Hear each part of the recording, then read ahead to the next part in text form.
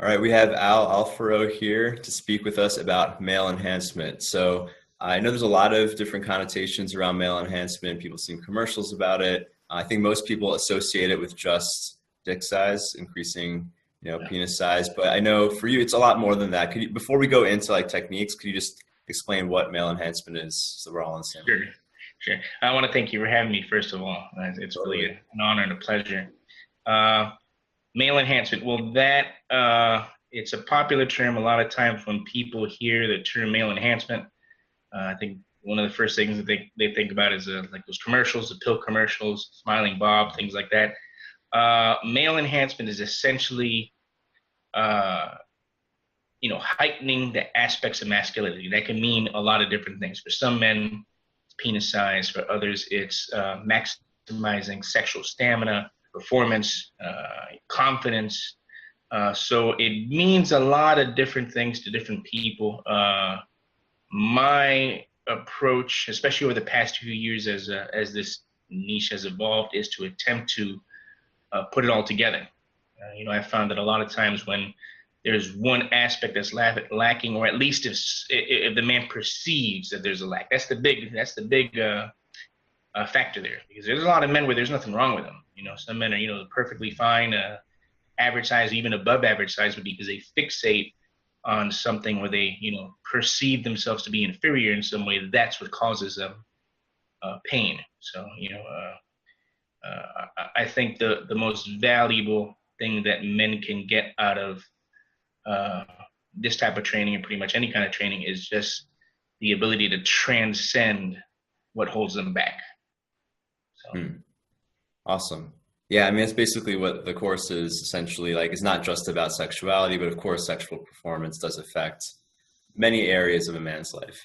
Yeah, and I'm glad you brought up obviously the penis size thing is a thing. I mean, even for the most secure guy, like, oh, I could add some length. I mean, no guy is like going to say no to that, or unless you really are very well endowed.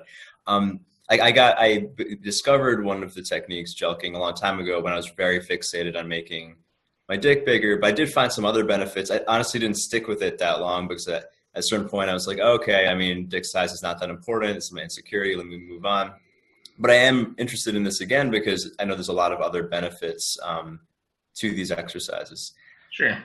Well, we can talk about jelqing. Interestingly enough, the first time I came across that exercise, it was probably almost 30 years ago. I mean, before I got involved in the male enhancement niche, I've been reading about sexual performance in general, and they had this exercise. I believe they called it the milking exercise or something similar to that.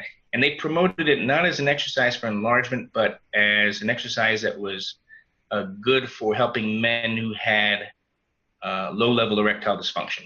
It is a good exercise when performed lightly and really, focusing on attempting to push that blood through and perform gently. That's the key. It is a good exercise for promoting blood flow. That's one of the reasons why I like to recommend it to beginners, especially men who may not have the best erection quality. It's a good transitional exercise. But one of the things that's really good about it is it's very versatile. You can make all sorts of adjustments to it to target specific aspects of length, girth. There's ways in which to isolate specific parts of enlarging. Actual parts of the penis themselves. So I mean, it's very popular too. So and it's easy to perform. It's a pleasant exercise, and I think that's one of the reasons why it's so popular. Cool. Since we're on it, could you break down what it is and how people can do it? Sure. Essentially, what's needed is usually some kind of lubrication. The If you wanted to perform the general version of the jelq, you get yourself to a semi erection. You place your thumb and forefinger. You make that OK sign, and you put it around the base of your penis. You dig it deep into the base, and then you contract thumb and finger. And you want to start off nice and light, and then you push blood all the way to the end of the glands. Again, the best thing that you can do when you are performing this or any other kind of training is really focus on the form, the feel of the exercise. Spend the first few sessions just trying to get a literal feel for the movement. You definitely don't want to come away with any pain. You should be coming away from these exercises feeling refreshed. After the workout, you should notice more plumped appearance, and it's you should probably expect maybe within just a few sessions of performing it, just a better erectile response. So really getting that foundation in good form, it's extremely important. You don't want to get off on the wrong foot with that. You build that solid foundation, and from there you can work up in repetitions and intensity, and really start targeting the size aspect of what that exercise can accomplish. Cool. So, I mean, kind of like a muscle, even though the penis isn't a muscle, it does what breaks down the blood vessels, which increases Yeah. blood flow or something. Well, there's a lot of theories about that. There's smooth muscle within the penis. I mean, you're not working the penis in the way you would with the biceps, like you're contracting a muscle. It's a lot more like flexibility training. I mean, you're looking at expanding the tunica and fascia. These tissues, they govern the width of the penis, the girth. And then, of course, you have the suspensory ligament, which governs the length. Some of you might have heard of that particular ligament because that's the ligament that they sever during penis enlargement surgeries. The phalloplasty, they sever that ligament because there's a lot of what's called inner penis. There's several inches of penis that's actually inside your body, and by severing that ligament, it's allowed to fall out. Ironically, the first thing that a lot of these doctors prescribe after that surgery is to hang weight so that you force more of that penis out of the body. And you also don't want, after that surgery, you don't want that ligament to, reconnect itself. So that's another reason why that procedure is recommended. Gotcha. Yeah. And the corpus cavernosum is where the erection goes through. And that was my understanding when I was doing it before. Like, I don't think I did enough to see any size gains, but I definitely noticed my erections were like particularly hard when I was practicing this. If you do it right, that's what you should notice. And I'm very big on, when I have a client sign up for the coaching, I ask them a series of questions.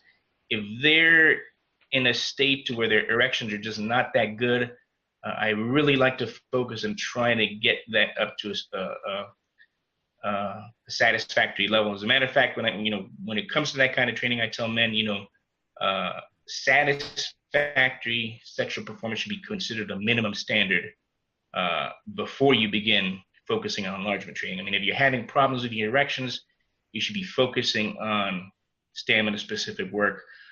Jokes can be a part of that, again, as long as you're performing them in a light manner, really attempting to just get that blood moving.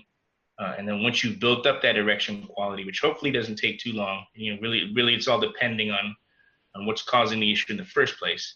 But once you get to that point, then you could really start looking at kicking things up a notch and focusing more on enlargement. Awesome. So this is the first exercise you recommend. It seems like, is it like maybe one of the fundamental? Well, for enlargement, it's usually the first movement. It's a good beginner movement. The good thing about the jelk is that it's very it's conducive to both length and girth, depending on how you perform it. So I mean, you could have a routine which consists solely of jelks and stamina training. And some guys, they work on that for years and they make excellent gains doing just that. I'm a very big believer in trying to keep things simple. Do what works. If you're doing 100 different exercises, I mean, you don't know what's working. You want to, trim the fat on the routine and really focus your efforts on what works best. So the jelk is a very good beginner movement, again, because it just lends itself so well to, light strokes, heavy strokes, different directions. You can even, train, change up the way you perform the exercise. You can target length or girth. It's all in little adjustments that you make to the exercise. That's what makes the exercise so well loved.